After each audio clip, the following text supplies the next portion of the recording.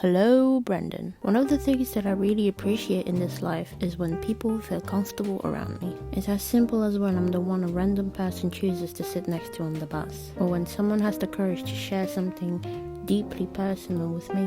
Vulnerability, which is something that I want to make a full video on, is a concept that I knew growing up but never really practiced, which eventually made me a pathological liar, and I am very much still dealing with the consequences of that to this day. As you gain maturity, you realize that meaningful relationships requires vulnerability, which is hard because that can very much be used against you. Even if you have the memory of a walnut and end up forgetting something personal that somebody had told you, I feel like your body kind of remembers it, like an invisible bond exists between you two. Most of my friends are adolescents and deal with adolescent stuff, and one of the things that you don't expect when you're a kid is that you eventually feel lonely. But even as a kid, I felt it too, so I made up this whole story in my head about how cool being a teenager would be, and TV definitely influenced that fantasy.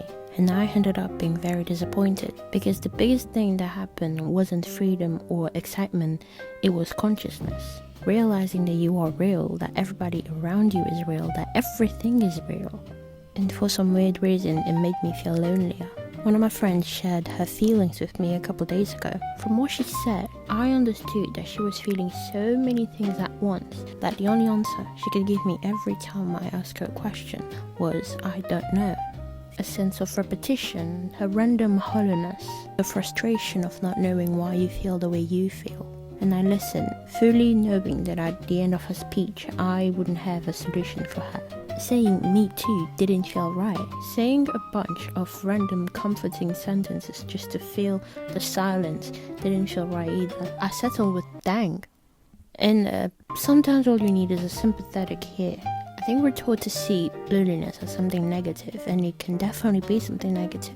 That doesn't mean that nothing positive can come from it, but that's not what this video is about. How bro science would I sound if I just told you to embrace the loneliness, Brendan? I definitely don't know what I'm talking about, but I would say that maybe loneliness is the cure itself, or part of the cure.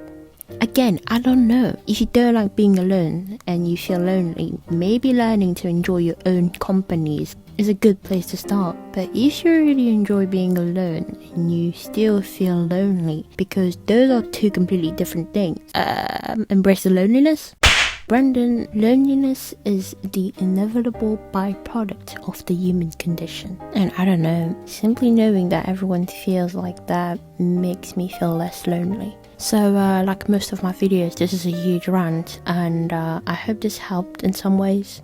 Don't hesitate, Brendan, to tell us in the comment section how you feel and deal with all of this. Bye, Brendan.